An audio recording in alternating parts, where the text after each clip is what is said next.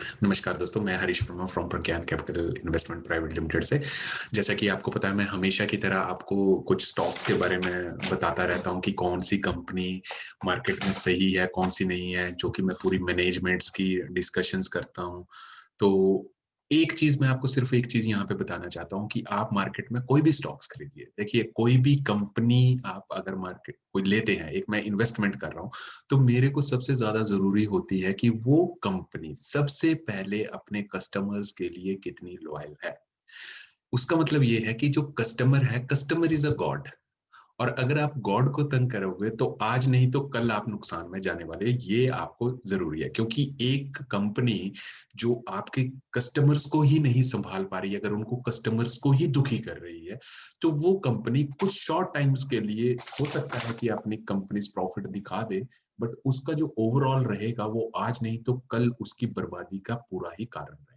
तो देखिए, जो भी मैं वीडियो यहाँ पे बना रहा हूँ वो एक डिस्क्लेमर है, वो सिर्फ एक एजुकेशन पर्पज से है, जो कि आपको उस कंपनीज के बारे में एजुकेशन दी जाती है। जो भी आप इन्वेस्टमेंट करें और उस कंपनी के बारे में सोचे, वो सिर्फ आप ही को ही ध्यान रखना है कि मेरे बताने के बाद आपको लगता है उस कंपनी में इन्वेस्टमेंट करनी है कि नहीं करनी है, वो सिर्फ आपके ऊपर है। तो देखिए दोस्तों, जैसे कि आपको पता है कि हमारी शेयर मार्केट में सबसे पहले जो मेन मेन बैंक्स बर्बाद हुए, आपका यस बैंक बर्बाद हो गया, आपका डीएचएफएल बर्बाद हो गया, आपका जो नॉन बैंकिंग फाइनेंस कंपनी थी जिनके 1500 रुपए के शेयर थे वो 150 रुपए पे आ गए, जैसे कि इंडिया बुल्स हाउसिंग फाइनेंस का शेयर आपके पास डाउन में आ गया, आपके पास जेट एयरवेज आपके पास बर्बाद हो गई, आपके पास पीसी ज्वेलर्स। तो ऐसी ऐसी कंपनीज हैं जो कि मतलब बैक एंड से कस्टमर्स के साथ फ्रॉड करती हैं, और जो कि अपनी जो एनुअल रिपोर्ट है और जो बैलेंस शीट्स हैं उनको मैनिपुलेट करके बॉम्बे स्टॉक एक्सचेंज में दिखा देती हैं कि हमारा ये प्रॉफिट है और आप देख लीजिए। और उस प्रॉफिट को देख के बहुत ज्यादा इन्वेस्टर्स आते हैं, अपना पैसा लगाते हैं और बाद में वो धोखा खा जाते हैं। तो किसी भी कंपनी में इन्वेस्टमेंट करने से पहले सिर्फ आपको दो चार बातों का मेन ख्याल रखना। देखिए, आपको इतना जरूरी नहीं है कि आप कंपनी की बैलेंस शीट देखिए, आप उस कंपनी का जरूर देखिए कि वो अपनी कंपनी कस्टमर्स को कैसे संभालती है। आप फीडबैक लीजिए, आप मार्केट में जाइए, आप किसी से मान लीजिए एसीसी सीमेंट है, आप उसकी फीडबैक लीजिए। आपके पास कोई बैंक है, आईसीआईसीआई बैंक है, उसकी फीडबैक लीजिए। आपके पास एक्सिस बैंक है, फीडबैक लीजिए। आपके पास बजाज फाइनेंस है, उसकी फीडबैक लीजिए। तो आपके वो जो लोग हैं वो एक्चुअल में क्या बोलते हैं, वो बड़ा इंपॉर्टेंट है। तो उसके लिए हम ये बोल सकते हैं कि वो कंपनी की जो मैनेजमेंट है वो अपने एक एम्प्लॉइज के लिए, एक अपने कस्टमर्स के लिए कितना इंपॉर्टेंट रोल रखती है। और उससे भी बड़ी बात होती है कि उस कंपनी ने अपने शेयर्स कितने प्लेज करके रखे हुए हैं, कि वो कंपनी मतलब कंपनी के जो प्रमोटर हैं उन्होंने कितने शेयर्स प्लेज करके रखे हैं कि वो डेट फ्री कंपनी है।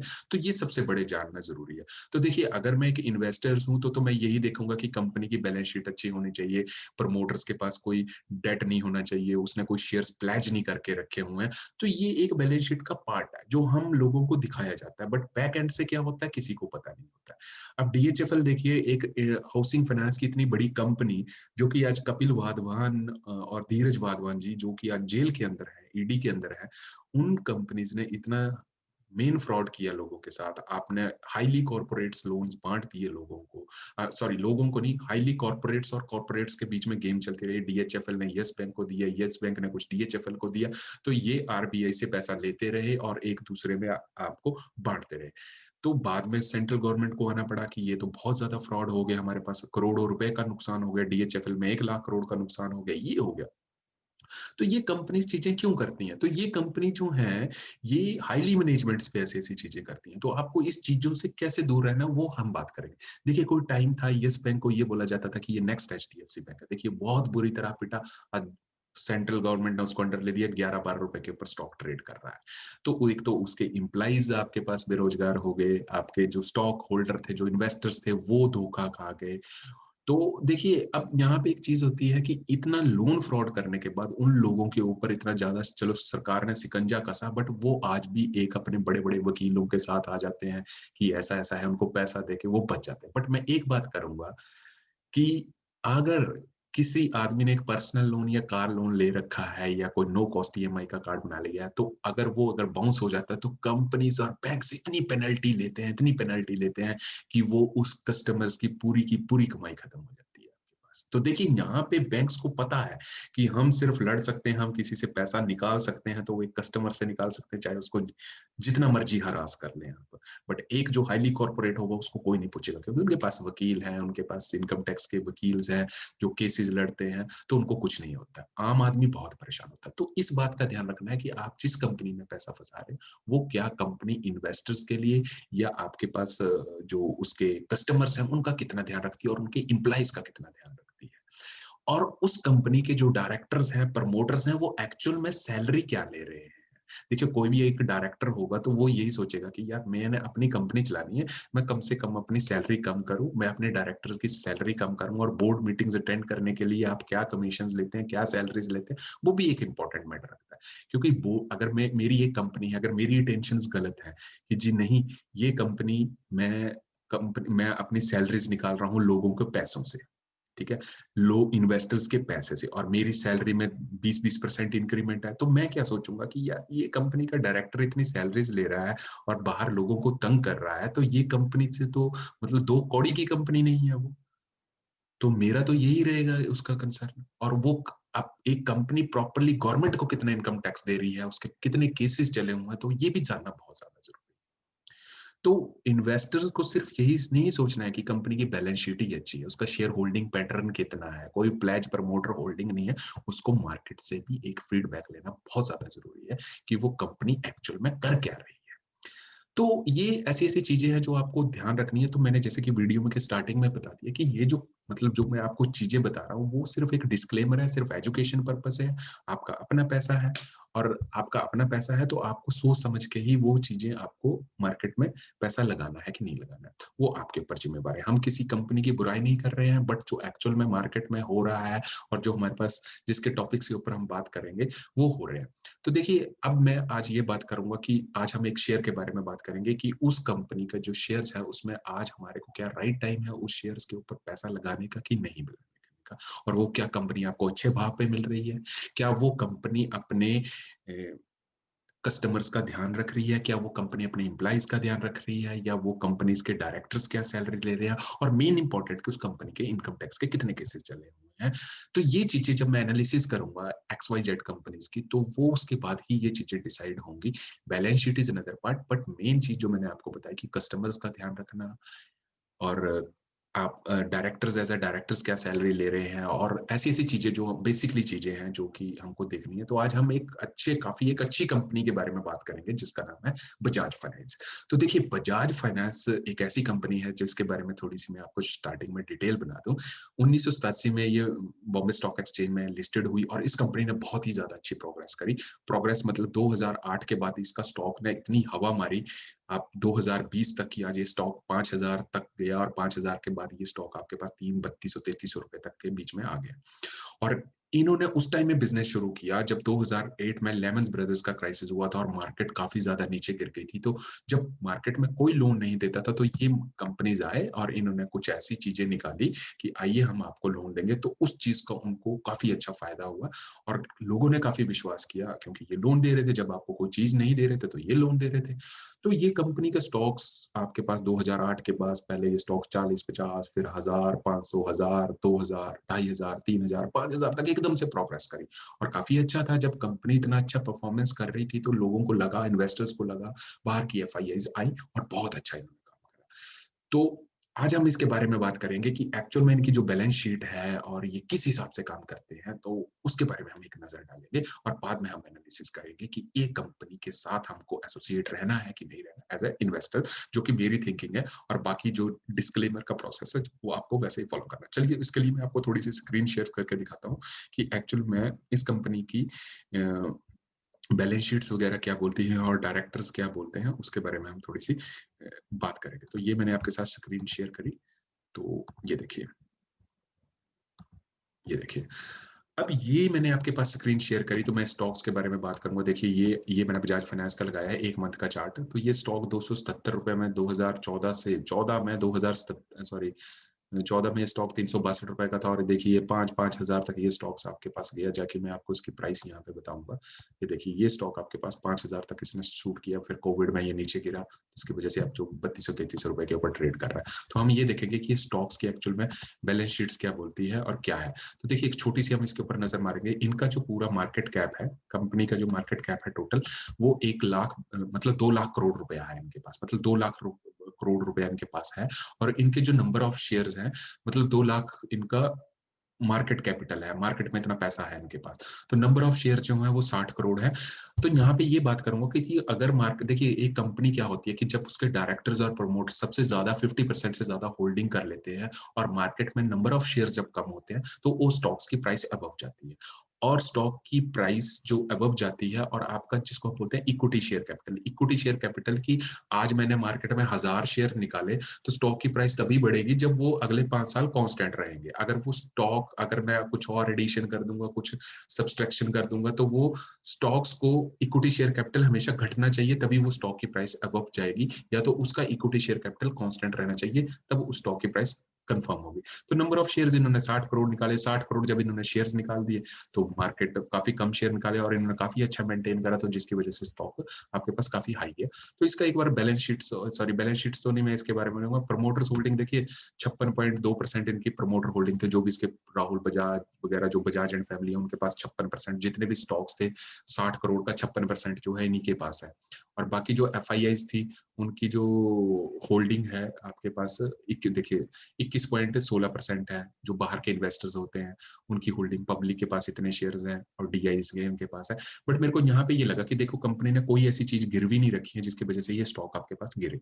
तो देखिए 56.2% अगर एक प्रमोटर्स के पास सारी होल्डिंग है, मान लीजिए कल को एक ये रिजर्व बैंक में एक बैंकिंग का लाइसेंस के लिए अप्लाई कर देते हैं, तो देखिए बैंकिंग की जो आरबीआई की गाइडलाइन है उसके मुताबिक किसी भी प्रमोटर को अगर बैंकिंग लाइसेंस लेना है तो उसको 56% से अपनी होल्डिंग गिरानी पड़ेगी, तो उसको कुछ शेयर्स बेचने पड़ेंगे। तो जब एकदम से शेयर्स बिकेंगे तो क्या होगा, स्टॉक की प्राइस जो होगी वो डाउन जाएगी, तो डाउन से मार्केट में पैनिक आ जाएगा और पैनिक आने के बाद अगर कल को ये चीज करते हैं, बट अभी तक ऐसी कोई चीज नहीं है, डायरेक्टर्स ने बिल्कुल संभाल के रखे हैं शेयर्स। अब वो किस लिए संभाल के रखे हैं, क्योंकि वो ज्यादा रिलीज नहीं कर पा रहे हैं मार्केट में, बहुत अच्छी बात है, प्रॉफिट खुद खा रहे हैं, बहुत अच्छी बात है, ठीक है। तो ये थोड़ा सा इनका एक ये है। और मैं अभी बैलेंस शीट्स के ऊपर नहीं इतना मैं ज्यादा इन्वॉल्व जाऊंगा, बस थोड़ी थोड़ी छोटी छोटी चीजें इनके बारे में पढ़ूंगा जो कंपनी एक्चुअल में बोलती है। तो कंपनी आपके पास ये बोलती है कि आपके पास जो इनका मेन बिजनेस है, अब इसके मेन बिजनेस के बारे में हम बात करते हैं। देखिए मेन बिजनेस जो है बजाज फाइनेंस का, जितने भी कंज्यूमर ड्यूरेबल प्रोडक्ट्स है, वॉशिंग मशीन है, टीवी है, हैंडसेट्स है, तो ये छोटी छोटी रिटेल्स की जो शॉप्स है वहां पे भी आपको इनके स्टॉल्स मिल जाएंगे। आइए हमारे पास बजाज फाइनेंस का कार्ड बनाइए, आपको नो कॉस्ट ईएमआई का प्रोडक्ट मिलेगा। कोई प्रोडक्ट मान लीजिए आपने 60,000 का लिया तो ये 10 महीने की आपकी ईएमआई 6-6 हजार रुपए के ऊपर बना देंगे, जो कि इनका ये कहना है। बट यहाँ पे एक बड़ी इंपॉर्टेंट चीज ये आती है कि अगर ये नो कॉस्ट ईएमआई का प्रोडक्ट दे रहे हैं तो इनको मेनली प्रॉफिट कहाँ से होता है, तो इनका ये कहना है कि हम डायरेक्टली कंपनी के साथ अपनी सेटलमेंट कर लेते हैं, हम उनसे कमीशन ले लेते हैं और हम अपने कस्टमर्स को नो कॉस्ट ईएमआई का प्रोडक्ट देते हैं। बहुत अच्छी बात है कि ये तो बहुत अच्छी बात है, और कोई बैंक तो आपको नो कॉस्ट ईएमआई देता नहीं है, सिर्फ बजाज फाइनेंस देता है। अरे बात बहुत अच्छी है। आईसीआईसीआई बैंक अगर आपको, या एक्सिस बैंक या आरबीएल बैंक या कोटक बैंक का अगर आप क्रेडिट कार्ड यूज कर रहे हैं, वो तो आपसे इंटरेस्ट चार्ज कर रहे हैं, बिकॉज उनके पास तो बैंकिंग का लाइसेंस है। तो एनबीएफसी नॉन बैंकिंग फाइनेंस है, तो उनके पास तो बैंक का कोई लाइसेंस नहीं है, बट चीज बहुत अच्छी कर रहे हैं, ठीक है बाद में, ठीक है। तो ये बहुत अच्छे। तो मैंने इनको बोला कि जो सॉरी इनका जो मेन बिजनेस है वो B2B बिजनेस है, लोगों को कंज्यूमरेबल ड्यूरेबल प्रोडक्ट्स बेचने और अपना एक नो कॉस्ट ईएमआई का कार्ड बनाना। तो इनका जो टोटल बिजनेस है वो 22 मिलियन जो लोग हैं, 22 मिलियन। तो 22 मिलियन लोगों के इन्होंने क्रेडिट कार्ड आपके पास, सॉरी नो कॉस्ट ईएमआई के जो कार्ड है वो बना के रखे हुए हैं, जिसका मतलब है कि 1 मिलियन में 10 लाख होते हैं। अब 22 मिलियन में अगर आप देखें तो उन्होंने 2.5-3 करोड़ रुपए जो कार्ड है वो मार्केट में लगा के रखे हुए हैं, इतने लोगों के कार्ड बनाए। और ये शुरू में एक 567 रुपए आपके पास प्रोसेसिंग चार्जेस फीस करते हैं। तो अगर मैं इसको ओवरऑल देखूं तो 567 रुपए अगर मैं 2.5 करोड़ लोगों से ले रहा हूं, तो ये कम से कम 1417 करोड़ की जो इनकम फीस है ये यहीं से ही कमा रहे हैं, ठीक है। और ये एक अच्छी बात है, ठीक है, आपने कार्ड दिया, आपने बोला जी ये प्रोसेसिंग फीस है, हमने ली और लोग आए, उन्होंने प्रोडक्ट्स लिया, उनको बहुत अच्छा लगा, तो 2.5-3 करोड़ लोगों के इन्होंने ये प्रोडक्ट्स निकाले।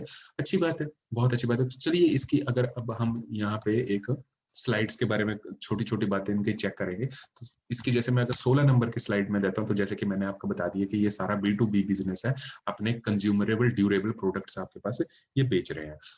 उसके बाद इसकी मैं 38 नंबर स्लाइड्स के ऊपर जाऊंगा। तो 38 में देखिए रिनोवेशन पॉलिसी इन्होंने बोली है कि डायरेक्टर्स की क्या ये सैलरीज लेते हैं, जो इनके सीईओ हैं वो क्या सैलरी ले रहे हैं। तो देखिए एक मैंने थोड़ा सा सर्च किया था कि इनके जो सीईओ साहब हैं वो सैलरी जो क्या ले रहे हैं, वो किस हिसाब से वो सैलरीज ले रहे हैं, उसकी थोड़ी सी हमारे पास डिटेल्स होना जरूरी है। तो आई थिंक वो मैंने शीट्स काट दी, तो अभी मेरे पास वो खुली नहीं है, बट ये सैलरीज कितनी ले रहे हैं, बट इसके बारे में हम बाद में डिस्कस करेंगे। तो इसकी जैसे कि मैंने आपके पास ये एनुअल जनरल मीटिंग में पढ़ रहा था, तो इनकी क्या पॉलिसी है वो उसमें बात करेंगे। तो इसके बाद मैं 71 नंबर की स्लाइड में जाऊंगा। तो इन्होंने देखिए कुछ पैसा आरबीएल बैंक में भी दे के रखा हुआ है, ठीक है, investment in RBL bank. Bajaj finance limited participated in a qualified institutional placement of RBL bank and has allotted 4 lakh something shares, और इन्होंने 150 करोड़ रुपए तकरीबन पैसा लगा के रखा हुआ आरबीएल बैंक में। मतलब बजाज फाइनेंस ने आरबीएल बैंक के शेयर्स खरीदे और यहाँ पे ये पैसा लगा के रखा है, ठीक है, बहुत अच्छी बात है, कंपनी ज्यादातर ये करती ही है। उसके बाद मैंने आपके पास 82 नंबर की स्लाइड्स के ऊपर जाऊंगा। तो देखिए एक कंपनी की कॉर्पोरेट पॉलिसी होती है। कॉर्पोरेट पॉलिसी होती है कि आपने मतलब कुछ छोटे छोटे आपको एक सोशल वर्क करने पड़ते हैं, कि कुछ लोगों को पढ़ाना पड़ता है, कुछ गरीब सो ऐसी ऐसी एजेंसीज को ये पैसा देते हैं कि आप कुछ सोशल काम करिए। तो देखिए बंधन कोनागर में इन्होंने किसी कंपनी में 21.80 करोड़ इनको दे रखा। तो बंधन कोनागर है, ये आपके पास बंधन बैंक है जिनका ये एक ट्रस्ट है। तो इन्होंने 22 करोड़ रुपया इनको दे के रखा हुआ कि आप हेल्थ केयर पे लगाइए, एजुकेशन पे लगाइए, टेक्नोलॉजी डाटाबेस के ऊपर लगाइए। तो इन्होंने ये पैसा इनको दे के रखा हुआ है। तो उसके बाद मैं इनकी ऐसे ही इन्होंने काफी ज्यादा चाइल्ड राइट्स फंड, कुछ उड़ीसा रिलीफ फंड में इसमें इन्होंने पैसा लगा के रखा हुआ। उसके बाद देखिए उसके बाद मैं अगली स्लाइड के ऊपर आऊंगा, इसकी 85 नंबर की स्लाइड पे। तो देखिए इन्होंने जो इनके साथ जो शेयर होल्डिंग पैटर्न है, शेयर होल्डिंग पैटर्न की कोई कंपनी उसके ऊपर म्यूचुअल फंड ने कितना पैसा लगाया, एफआईआई ने कितना पैसा लगाया। तो मैं यहाँ पे देखता हूँ कि म्यूचुअल फंड ने आपके पास जो टोटल होल्डिंग है, मतलब आपके पास percentage of total share mutual fund के 7.5% है, बैंक्स और फाइनेंशियल इंस्टीट्यूशन के 0.15% है, सेंट्रल गवर्नमेंट ने कोई पैसा नहीं लगा के रखा है, स्टेट गवर्नमेंट ने कुछ पैसा नहीं लगा के रखा है, इंश्योरेंस कंपनी का जो टोटल माल पड़ा है 0.7 है। बट यहाँ पे एक बहुत इंपॉर्टेंट बताता है कि एफआईएस जो बाहर के फॉरेन इंस्टीट्यूशन है उन्होंने 20.67% आपके पास माल उठा रखा। और फॉरेन इंस्टीट्यूशन में गवर्नमेंट ऑफ सिंगापुर, देखिए गवर्नमेंट ऑफ सिंगापुर ने गवर्नमेंट ऑफ इंडिया में पैसा लगाया हुआ है, और वो भी बजाज फाइनेंस में। बहुत अच्छी बात है ये तो, मतलब सोने पे सुहागे वाली बात है भाई। गवर्नमेंट ऑफ सिंगापुर यहाँ पे इतना इंटरेस्ट किस लिए ले रही है, इसके बारे में बात करेंगे, ठीक है। तो देखिए एक बार इनका शेयर होल्डिंग पैटर्न देख लीजिए कि जो भी इनके शेयर होल्डिंग पैटर्न है आपके पास, राहुल बजाज, मधुर बजाज, जमलाल, संजीव बजाज। तो जो 54% की शेयर होल्डिंग है वो इनके पास, इन्होंने एक परसेंटेज ऑफ लिस्ट बता दी है कि इस डायरेक्टर के पास इतने परसेंटेज ऑफ शेयर है। तो ठीक है, ये इनकी अपनी बात है, इन्होंने बहुत अच्छी बात है शेयर अपने पास रखे, बहुत अच्छी बात है। तो उसके बाद मैं 88 नंबर की इसकी स्लाइड पे आऊंगा। अब देखिए जो गवर्नमेंट ऑफ सिंगापुर ने देखिए 5 अप्रैल 2019 में मतलब 3.69% की होल्डिंग थी इनके पास, गवर्नमेंट ऑफ सिंगापुर की। नंबर ऑफ शेयर्स आपके पास 3, तो मतलब आपके पास 2 करोड़ समथिंग इनके शेयर अप्रैल 2019 1 अप्रैल 2019 के ठीक थे। बट कोविड के ड्यूरिंग में मैंने यहाँ पे देखा कि इन्होंने 7 फरवरी 14 फरवरी को 1.5 लाख शेयर बेचे, 33,000 शेयर बेचे, 29 नवंबर को उन्होंने कुछ शेयर्स बेचे, ठीक है। तो कोविड आपके पास फरवरी और मार्च में आया था, तो उन्होंने भयंकर बिकवाली करी, 7 लाख शेयर बेचे, 4 लाख शेयर बेचे, 2 लाख शेयर बेचे। उस टाइम कंपनी का स्टॉक भी बहुत अच्छा था, और उस टाइम कोविड-19 आया। तो इन्होंने जो 31 मार्च 2020 तक की जो रिपोर्ट इन्होंने दी, तो मतलब जो गवर्नमेंट ऑफ सिंगापुर ने, उसने कम से कम आपके पास एवरेज आपके पास 7 लाख, 4 लाख, 2 लाख, ये इतने कुछ शेयर्स आपके पास बेचे। तो देखिए ये एक भयंकर बिकवाली इन्होंने करी 31 मार्च को, 27 मार्च को मतलब 12-13 लाख एकदम से निकाले, 6 मार्च को इन्होंने 2 लाख से, तो ऐसे 14-15 lakh shares government of Singapore ने अपने स्टॉक होल्डर से पैटर्न से निकाल दिए, क्योंकि उनके 2-2.5 करोड़ शेयर्स पड़े, 2.5 करोड़ से 15-20 लाख शेयर्स इन्होंने निकाल दिए। तो देखो इतनी सी एफआईएस की मूवमेंट से आपका जो स्टॉक था 5,000 से 3200 रुपए पे गया, 3200 नहीं, जब ये कोविड-19 में 1700 रुपए तक भी गया, तो उस टाइम बिकवाली बहुत ज्यादा आई। अब वैसे ही एक्सिस म्यूचुअल फंड ने इनके ऊपर कुछ पैसा लगा के रखा है, ठीक है। तो इन्होंने भी जब जैसे कोविड आया, तो कोविड के कारण इन्होंने भी कुछ अपना सामान वहां से बेचा, अपने जो स्टॉक्स थे वो कुछ पैसे बेचे, तो ये स्टॉक्स 13 मार्च को भी इन्होंने कुछ माल बेचा। तो ऐसे ऐसे ये चलते रहे। उसके बाद मैं 93 नंबर की स्लाइड पे आऊंगा। तो ऐसे ऐसे ये भी वो शेयर होल्डिंग पैटर्न ही है। उसके बाद मेरे को जो एक बहुत इंपॉर्टेंट इसकी चीज लगी, आज तक तो अभी तक तो बिल्कुल अच्छा चला था, अभी यहाँ पे 114 नंबर की स्लाइड पे आया, तो मेरे को यहाँ पे लिखा जो इनकम टैक्स का जो इन्होंने ऑडिटर है, तो यहाँ पे इनके कुछ इनकम टैक्स के केसेस फंसे हैं। देखिए, एक ESIC का इनका पैसा कुछ प्रोविजन चला है, कुछ खाको मतलब केसेस चले हैं, वो ESIC का इन्होंने 4 करोड़ रुपया चला हुआ, एम्प्लॉय स्टेट इंश्योरेंस कोर्ट में चला हुआ है, 2000 में चला हुआ था। ESI कंट्रीब्यूशन का 0.68 डिप्टी डायरेक्टर ऑफ एम्प्लॉय, ये देखो 91 92 93 का केस है, 22 करोड़ का 15 16 का केस है, 8 करोड़ का ये इस फाइनेंशियल ईयर का केस है, 15 करोड़ 95 96 और 10 11 का केस है। तो 1450 करोड़ का इनकम टैक्स का केस इनका custom excise and service tax appeal tribunal में चला हुआ है। 159 करोड़ का केस चला हुआ है, 63 करोड़ का केस चला है, 2 करोड़ 3 करोड़ 534 करोड़ का एक केस चला है अक्टूबर जून 2016 टू जून 2017 से। तो ये कुछ इनके भयंकर केसेस चले हुए हैं। 28 करोड़ का वैल्यू एडेड सर्विस है, 534 करोड़। अब देखिए मेन जो टैक्स के 1450 1500 करोड़ का एक टैक्स बहुत इंपॉर्टेंट मैटर करता है। 534 करोड़ रुपया इनका ये फंस के रखा हुआ है। तो ये सारी चीजें इनके को मतलब मैं अगर एवरेज कर दूं, इनका 2500 2700 करोड़ रुपए के तो अभी तक इनकम टैक्स के केसेस ही चले हैं, जो कि वकील इनके काफी अच्छे अच्छे लड़ रहे हैं इस वक्त। तो ये थोड़ा सा मेरे को डीमोटिवेट फैक्टर लगा, तो इससे तो मैं थोड़ा सा परेशान हो गया इस चीज से। तो देखिए अभी तक हमने क्या चीजें पढ़ी, अभी तक हमने सिर्फ एक ही चीज देखी कि कंपनी बहुत अच्छी थी, इनका 1500 करोड़ रुपए का कार्ड कार्ड से फीस कमा रहे थे। अब इनका 2500 करोड़ रुपए का इनकम टैक्स का केस फंसा हुआ है। और यहाँ पे ये देखा कि इनकम इनकी जो शेयर होल्डिंग पैटर्न था, सभी प्रमोटर्स ने काफी ज्यादा होल्ड शेयर करके रखे हैं। और दूसरा, अगर कल को इनको बैंकिंग का लाइसेंस मिल जाता है तो ये शेयर्स गिराएंगे। बट यहाँ पे एक बड़ी फोकस देने वाली बात है, आम आदमी का जो शेयर्स है पब्लिक का, वो 8% की होल्डिंग है। 8% की होल्डिंग, बट जो बड़े बड़े FIIs हैं वो थोड़ी सी डिस्टरबेंस मार्केट में कर रहे हैं। 2 करोड़ से अगर वो 20 करोड़ के 20 लाख के भी शेयर बेच दे रहे हैं, तो स्टॉक की मूवमेंट थोड़ी भयंकर हो जाती है। तो ये कुछ चीजें हैं, बाकी तो चीजें ओवरऑल इनकी ठीक थी, बट इनकम टैक्स का केस जो था ये बहुत भयंकर मेरे को लगा। तो जैसे कि मैंने वीडियो में स्टार्टिंग में बोला, अब ये अपने कस्टमर बेस को कैसे संभालते हैं, कि जी कस्टमर्स तो गॉड है। बट जब मैंने इस चीज का देखा कि इसके ऊपर चीजें मेरी नजर गई, जैसे मैंने अगर यूट्यूब के ऊपर अगर मैं सर्च करूं इनका कि लोग क्या बोलते हैं बजाज फाइनेंस को, तो ये बजाज फाइनेंस रिकवरी एजेंट्स, ठीक है। अब देखिए कुछ इनके साथ गुंडे आ रहे हैं, इनके जो लोग लोन नहीं दे पा रहे हैं, ठीक है। ये बजाज फिनसर्व लोगों ने बहुत वीडियो लगा के रखे हुए हैं, rude behaviour of Bajaj Finserv help desk counter Bajaj Finance के गुंडे, ठीक है। तो ये बजाज फाइनेंस की इसने गुंडागर्दी कर दी, इन्होंने लोन रिकवरी बाप, ये बहुत लोगों ने अपने अपने वीडियोस डाल के रखे। बजाज फाइनेंस हरासमेंट कॉल आपके पास, बजाज फाइनेंस की गुंडागर्दी आपके पास, बजाज फाइनेंस की धमकी। देखिए ये लोगों ने अपनी फीडबैक्स लगा के रखी हुई हैं। तो यहाँ पे कुछ मेरे को थोड़ा सा बजाज फाइनेंस रिकवरी वालों ने धमकी की, लोन वसूली, तो मेरे को यहाँ बजाज रिकवरी दिल्ली की गुंडा दल्लों की गुंडागर्दी सुन के होश उड़ जाएंगे, खतरनाक। अब देखिए यहाँ पे एक मैंने बहुत अच्छी चीज देखी कि कुछ हमारे करनाल के कोई रिपोर्टर हैं, जिनका मेरे को नाम नहीं याद आ रहा है, उन्होंने एक बहुत अच्छी रिपोर्टिंग करी। और मेरे को लगता है कि इन्होंने जो लोगों की आवाज थी, हमने एक केस देखा कि बजाज फाइनेंस ने एक कस्टमर की 180 बार ECS चार्ज लगा दी, और एक बार अगर आपकी ECS बाउंस होती है तो आपका 3000 रुपया आपके पास कटता है।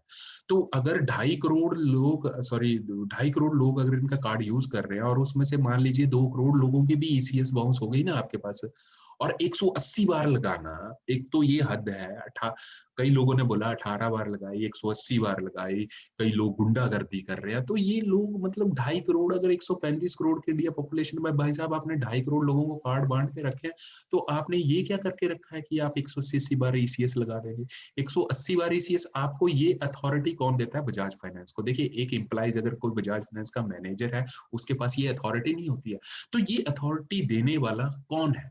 कि 180 बार आपके पास ईसीएस लगा लिया। देखिए कोई इंप्लाई अपने हिसाब से, जब किसी का ऊपर से कोई ऑर्डर आएगा, कोई अपर मैनेजमेंट से इस चीजों को कर रहे हैं, देखिए आपके सामने देखिए रिपोर्टर जी हैं मेरे ख्याल से, ये मेरे को आकर्षण उपल जी हैं, ये देखिए, ये देखिए, मैं मीडिया से हूं, देखिए, देखो देखो ये कुछ वीडियोस चले हैं, ये इन्होंने काफी अच्छी रिपोर्टिंग करी।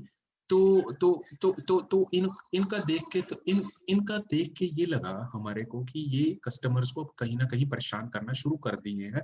जब देश इतनी महामारी से गुजर रहा है, तो ये इतने एग्रेसिवली हो चुके हैं अपने लोन रिकवरी करने के लिए कि ये लोगों को सुसाइड करने के ऊपर भी फोर्स कर रहे हैं। देखिए एक आम आदमी, जैसे इनका मैंने बताया B2B बिजनेस है, 10-15-20 हज़ार में ये ले रहे हैं, और लोग दब जाते हैं इनके केस में, क्योंकि ये आएंगे, गुंडागर्दी करेंगे, शोर करेंगे। तो ये कहाँ का बिजनेस कर रहे हो यार भाई आप? मतलब आपको, जैसे कस्टमर इज गॉड, अगर आप भगवान को तंग कर रहे हो, तो आप लोगों को ये शर्म आनी चाहिए कि आप एक इतने हाईली कॉर्पोरेट होके एक 100 रुपए के लिए, 200 रुपए के लिए, या 1000 रुपए के लिए आप इन लोगों को तंग कर रहे हो। ठीक है, आप एक एनबीएफसी की तरह काम कर रहे हो, तो आपको बहुत रिस्पॉन्सिबल होना पड़ेगा अपनी रिकवरी के लिए। बट आप जैसे कि एनबीएफसी सेक्टर्स है, आपका तो बैंकिंग से कोई लाइसेंस नहीं है। बट आप देखिए कि जैसे मैंने बोला कि ये कस्टमर्स को बहुत ज्यादा परेशान कर रहे हैं, क्योंकि कस्टमर से जो 1437 करोड़ रुपए इनके पास एक ईएमआई कार्ड का आ रहा है, वो सिर्फ लोगों की वजह से आ रहा है। तो ये एक बहुत गलत बात है। तो इससे मेरा दिल करता है कि मैं बजाज फाइनेंस का कोई इन्वेस्टर्स नहीं रहूंगा, मैं इसके शेयर्स को बिल्कुल नहीं रखूंगा। अगर आप साधारण जनता को तंग कर रहे हैं, तो मेरे को शेयर्स रखने का कोई मतलब नहीं होता है बजाज फाइनेंस के स्टॉक्स का। ठीक है, एज अ इन्वेस्टर्स मैं आपके साथ बता रहा हूं, बाकी आपने रखना है वो आपकी मर्जी है। ठीक है, तो ये आकर्षण उपल जी हैं, इन्होंने काफी अच्छी रिपोर्टिंग करी, और मेरे को, मैं इनके साथ नहीं हूं, मैं रिपोर्टर्स के साथ नहीं हूं, देखिए। बट इनका जो गुंडागर्दी है कि ये ऐसे हिसाब से कस्टमर्स को परेशान कर रहे हैं, एक बार ले लिया, और मैं यही बोलता हूं कि आप नो कॉस्ट ईएमआई के चक्कर में बहुत बहुत स्ट्रिक्ट रहिए, क्योंकि ये तो एनबीएफसी है, ये तो कोई बैंकिंग का कोई रूल नहीं फॉलो करेंगे। देखिए एक लेडीज आई हैं, इनके साथ इन्होंने तंग कर दिया। ठीक है, ये देखिए, आप गूगल पे देख सकते हैं कि, तो देखिए, ये देखिए, एक कवरेज की थी जिसके बाद करनाल के एसपी को इन्होंने मेरी शिकायत दे दी कि मैंने इन्हें जान से मारने की धमकी दी है। तो देखिए ये आपके पास कुछ लेने आए, तो मेरे को ये लगा कि ये बहुत गलत चीजें कर रहे हैं, ये नहीं होनी चाहिए। आपका चाहे 100 कस्टमर्स है, आपके 2 करोड़ कस्टमर्स है, पर मेरा ये मानना है कि एक अच्छी कंपनी की, जिसकी जो कॉर्पोरेट पॉलिसी है, अगर आप 2.5 करोड़ में से अगर आप 100 कस्टमर्स को भी परेशान करते हो ना इस चीज के लिए, तो आप एक सक्सेसफुल कंपनी नहीं रन कर रहे हो। कहीं ना कहीं उसके बीच में चोरी छिपी है। आप 2,500 करोड़ का टैक्स गवर्नमेंट को नहीं दे पा रहे हो, जो कि आपने एनुअल जर्नल मीटिंग में आपने शो करा। और आप 14, आप, मैं ये नहीं मानता कि सभी कस्टमर, 2.5 करोड़ में से अगर आपने 100 कस्टमर्स को भी लूज कर रहे हो, तो ये एक बहुत गलत बात है, और मैं ये इस चीज के बिल्कुल खिलाफ हूँ।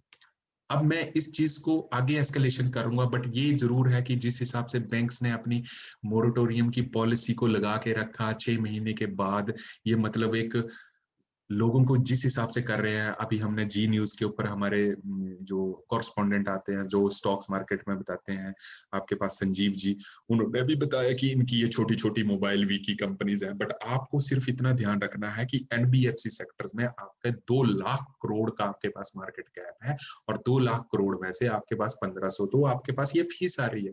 आप 180 बार क्यों ईसीएस बाउंस लगा रहे हो, किसके 18 बार क्यों लगा रहे हो? आप एक एक्सटेंडेड वारंटी का ईएमआई कार्ड अगर आप बना रहे हो, जब एक कस्टमर पूरा लोन दे रहा है, उसको 1 साल बाद कॉल आती है कि आपकी एक ईएमआई ड्यू है, तो क्या ये आप प्रेशराइज कर रहे हो आप लोगों को? आप ये कस्टमर से करवा रहे हो, और 180 बार अगर आपकी ईसीएस लग रही है, तो ये एक बैंक का मैनेजर का काम नहीं है। ये सब मिली भगत है कंपनी की बैलेंस शीट बनाने के लिए, स्टॉक को ऊपर ले जाने के लिए, एफआईआई को डाटा अट्रैक्ट करने के लिए। तो भाई साहब, मैं आपका कंपनी का एक इन्वेस्टर्स हूं, तो मैं किसी के लोगों के खून पसीने की जो कमाई है, उसको चूस के अपने स्टॉक की प्राइस को ऊपर नहीं ले जाना चाहता हूं। मैं आपको बता रहा हूं, अगर आप मेरा वीडियो देखें, तो मैं अपने स्टॉक की जो प्राइस है, वो किसी आम आदमी की मेहनत की कमाई, और जिस हिसाब से आपने लूट बाजारी जिस हिसाब से रखी है, जो वीडियोस में देखने जा रहा है, आपकी ये बहुत गलत कॉर्पोरेट पॉलिसी है।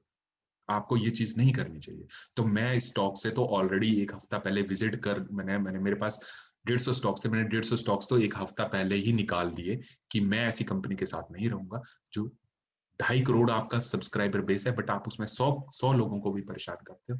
तो वो एक कॉर्पोरेट पॉलिसी में नहीं आता है। तो कस्टमर को आप कहीं ना कहीं आप हरास करने की कोशिश कर रहे हो। तो कहीं आपके भी हालात ऐसे ना हो जाएं जो यस बैंक और डीएचएफएल के हो, क्योंकि जब ऊपर से आप नीचे को गिरते हैं तो नीचे गिरने के लिए भी आपको समझना पड़ता है। मैं एज ए इन्वेस्टर्स हूँ, तो मैं आपसे हाथ जोड़ के रिक्वेस्ट करता हूँ, आम आदमी को तंग करना बंद करें और आपके जितने भी ये आउटलेट्स हैं आपके पास बजाज फाइनेंस के ऑल ओवर इंडिया में, उनको कृपया स्ट्रिक्ट गाइडलाइंस पास करें कि आप प्लीज कस्टमर्स को परेशान मत करो। You have to be follow some way.